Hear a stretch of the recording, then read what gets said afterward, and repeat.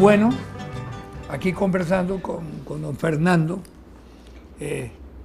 me estuvo comentando algunos de los poemas de esta obra de Marco Aguilar, y yo le sugerí que leyera algunas que a él le gustan. Así que... No, es que tal vez sería bueno explicar esto. Marco Aguilar es un poeta de turrialbeño. Sí, de los famosos poetas de Turrialba. Sí, del grupo de Laureano Albán y Jorge de Bravo. Pero Marco Aguilar no se exilió de Turrialba.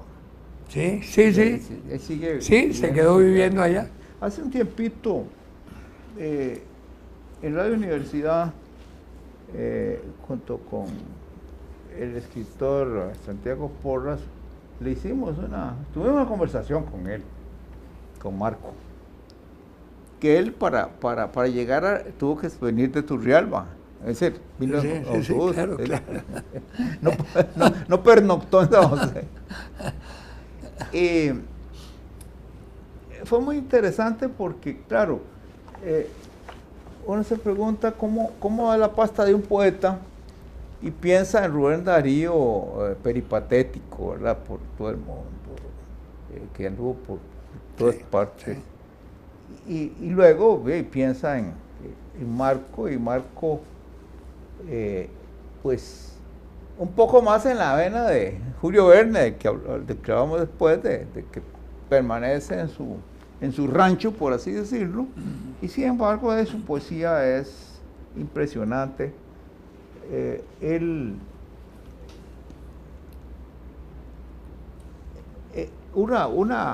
Hay un largo poema sin título, muy largo, que forma parte, está integrado en este libro, que es una compilación hecha por un joven, Eric Gil Salas, y que fue publicado por la editorial de la Universidad Estatal a Distancia, hace poco.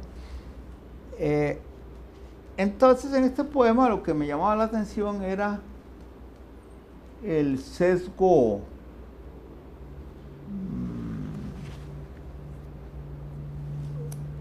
comparable tal vez con lo de Rubén Darío, en el sentido de que aquí se refiere al origen, del universo, pero sobre todo del hombre. Entonces hay una parte, el segundo acápite dice: posiblemente en África una tarde, cuando el sol derretía los matorrales y sacaba espejismos de los charcos hediondos, nos nació un animal desconcertante, con los ojos cerrados y temblando, sintió que lo lamían hasta la médula. Abrió el hocico tierno y se encontró la ubre palpitante, la madre palpitante con sus ojos tranquilos, y dejó de temblar mientras la leche lo iba poniendo tibio y poderoso. Esa leche era más que un alimento. Era un camino limpio hacia la madre, era su madre líquida y espesa. La leche era la paz. Entonces la noticia que era un pájaro recorrió el continente horrorizada gritando que había nacido un animal perfecto y todos los demás podían morirse. Pero no la escucharon. Muchísimos andaban bajo el agua. Unos pocos volaban en su cielo de hastío y de pereza. Los únicos que sí podían oírla se taparon con barro las orejas y con frutas podridas y con miedo.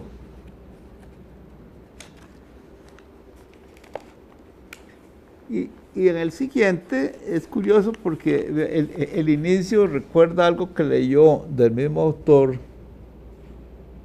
Álvaro, en un programa anterior. No hay nada más terrible que un segundo. De segundo en segundo nos movemos, acumulando siglos y milenios.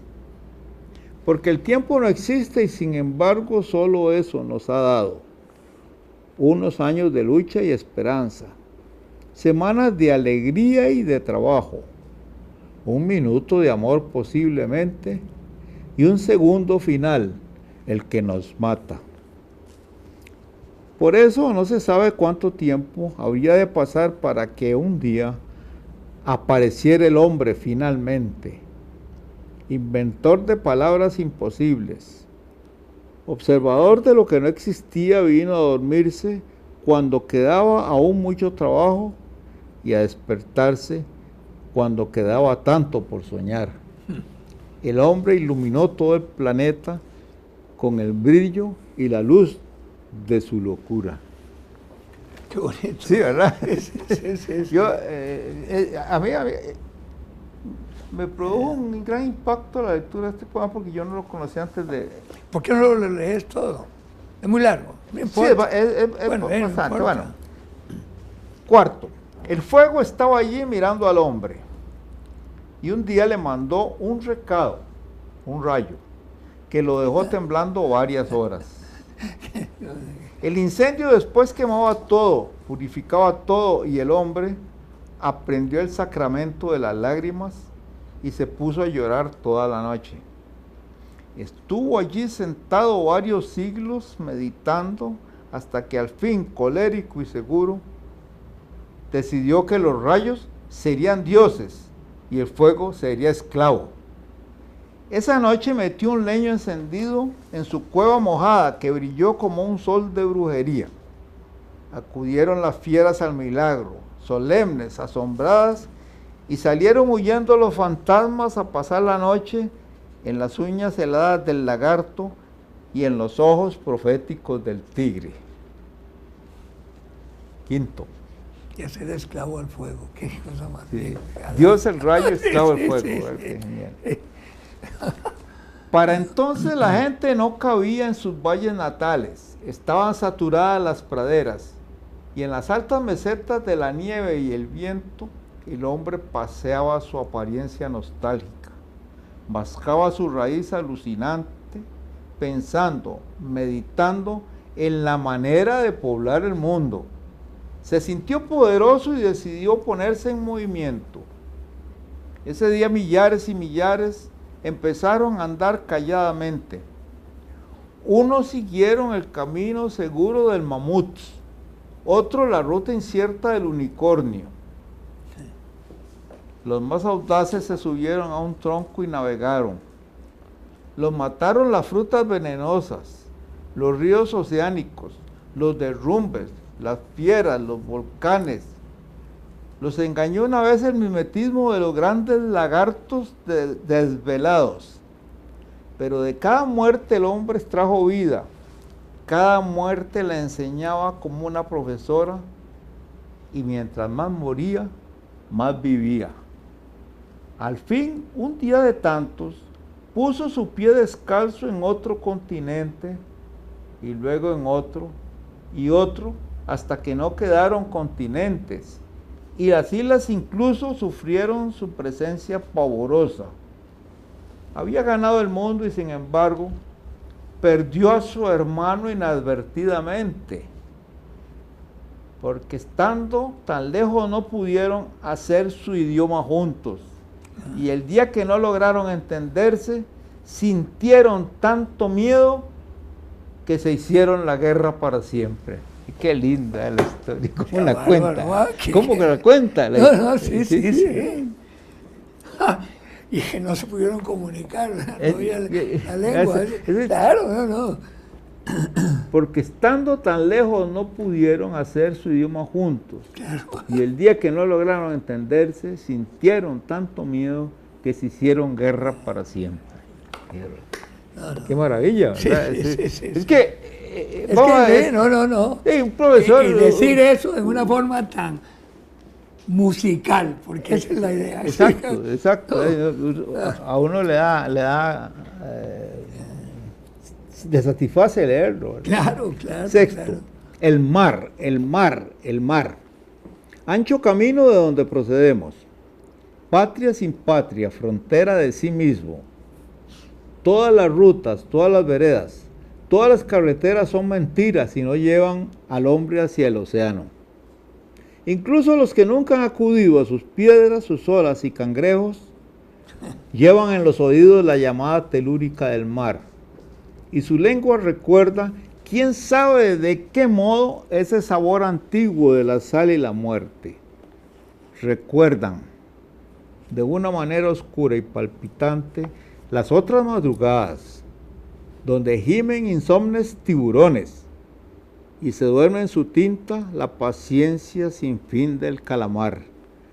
Todos tenemos algo de marinos, nuestro modo de ver la lejanía, nuestra antigua obsesión de caminantes, estas ganas de irnos y quedarnos, el viejo corazón que se nos llena de corales y líquenes, el mar, el mar, el mar. De esa espuma nacimos y hacia ella debe volver el polvo que seremos. No hemos hablado del origen de la vida terrestre, claro. Entonces, al diablo. Sí, ahí está. Aquí está compacto, esa es la maravilla. Sí. ¿Verdad? Hay una enormidad de ideas y descubrimientos condensados en una frase. En unas líneas, ¿ves? Sí. No, pero las frases finales concluyentes son las que son determinantes, ¿no? Y definitivas. Sí, y si uno, bueno, y yo me ponía a pensar, porque él es un hombre muy buen conversador, sí, muy lúcido, pero yo decía, es que, perdone, esto que está escrito aquí, esto que estoy leyendo, le está diciendo un campesino costarricense. Y es filosofía pura, por amor de Dios. Y entonces uno se queda como que se va haciendo humildito uno, porque sí, dice, mira, sí. como quisiera no poder decir toda la paja que ha hablado de esta manera. Cada semilla es un presentimiento, la promesa formal de la cosecha. Cada semilla es la herencia dormida del pasado. Hermoso testamento de las frutas. Un día, en el principio de los tiempos, un hombre se dobló sobre la tierra a enterrar su semilla perfumada. Esto es tan importante que me siento feliz al repetirlo. Un hombre en el inicio de los tiempos dobló la espalda y escarbó la tierra para sembrar su trigo y su esperanza. Y todo el territorio se llenó de cosechas milagrosas en la huella del hombre que sembraba. Algunos se murieron del asombro, y las tribus convirtieron entonces en graneros las casas de los muertos. Así se pudo acumular trabajo, guardar veranos, porque los inviernos duran frecuentemente muchos años. Lo que nadie pensó fue que los bárbaros sabrían la noticia y acudirían millones con espadas a robarse el sudor acumulado. Todo fue diferente desde entonces. Los árboles enclenques tuvieron el destino inapelable de terminar en ejes y quebrarse. Los árboles más gruesos daban ruedas pesadas y tranquilas, que olían a montaña y a silencio.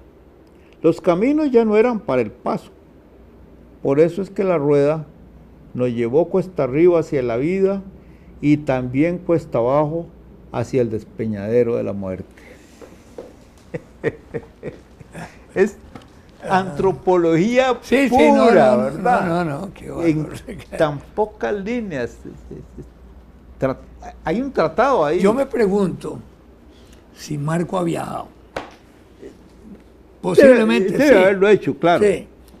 Claro. Pero eso da la idea de un viajero impenitente. Claro. Ese análisis de los animales en África, asombroso. 9. El último, como. ¿Qué rabia da olvidar lo que olvidamos? ¿Esa tierna palabra o esa idea? ¿Qué ganas de mandar? Qué rabia da olvidar lo que olvidamos. Esa tierna palabra o esa lo idea. Que nos pasa, ¿eh? Sí. Que se había olvidado de quién era Juan Ramón Jiménez. Sí, el colmo.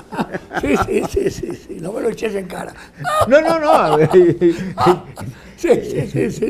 No. Qué ganas de mandar algún recado a través de los siglos y los siglos. cuánto tiempo de andar con esa angustia y cuánta cólera al meditar sobre este impedimento, hasta el mágico día en que temblando el hombre dibujó su jeroglífico. Oiga eso. Rayita, garabato, historia que se cuenta con los ojos, ocurrencia que nos puso a escuchar a nuestros muertos, a conversar con los que no han nacido.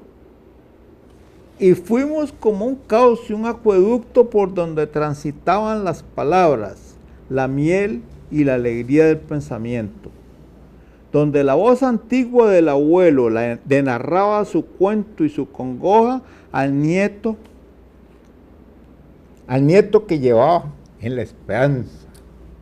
¿En la qué? En la esperanza. Ah, en la esperanza. Al nieto que llevaba en la El nieto que esperanza. llevaba. Desde entonces la piedra se llenó de pensamientos y el pensamiento tomó la consistencia de la piedra. Ve qué extraordinario, ¿verdad? Sí, no, qué no, rabia olvidar lo que olvidamos. Y entonces sí. de pronto, ¿verdad? Rayita, garabato, la escritura. Sí, sí, Es formidable, ¿verdad? Es decir, uno dice, Rayita, qué extraordinario. No, pero ese final ahí de la piedra. Desde entonces la piedra se llenó de pensamientos. Sí, y el pensamiento tomó la consistencia de la piedra. Se Claro, queda.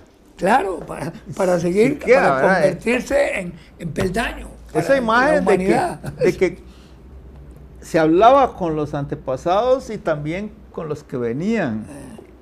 El abuelo hablando con el nieto que todavía no ha tenido, pero que es su esperanza. No, es una maravilla. Entonces dijeron, bueno, esto escrito por un turrialbeño es una maravilla. Le muestra el anciano los héroes al niño. Esa es la marcha triunfal, ¿no? Pero fíjate, la figura es como de veras el abuelo y el nieto. Y, sí, claro. Es la evolución permanente de la humanidad. Claro, pero entonces fíjate que uno no se dio cuenta que lo que le dijo fue que con la invención de la escritura, rayitas, garabatos. Comenzamos a hablar con los que no conocimos porque murieron antes y con los que no vamos a conocer porque nacerán luego. Yo no sé si de una simple lectura, es que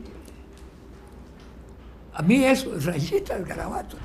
¿Cómo se inventó la escritura? Con todo el carajo, perdonen la expresión. Sí, eran rayitas y garabatos. Claro. Que empezaron posiblemente, bueno, en esas cuestiones egipcias y aún en las guatemaltecas, las mayas, se ven las figuritas tratando de explicar una historia que después es más fácil de explicar con las rayitas y los garabatos. Cuando te enfrentás vos a un alfabeto de esos que no conocen nada, como estábamos hablando de plano, el georgiano o el armenio. Sí.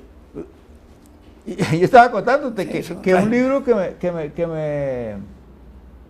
me autografió Edward Shevardnadze en Georgia, de ahí yo, ahora que murió, salí corriendo a buscarlo para regalárselo a mi nieto. Claro. Abro y se me había olvidado que me puso la dedicatoria en georgiano. Claro. Son unos garabatos, rayitas y garabatos. Sí.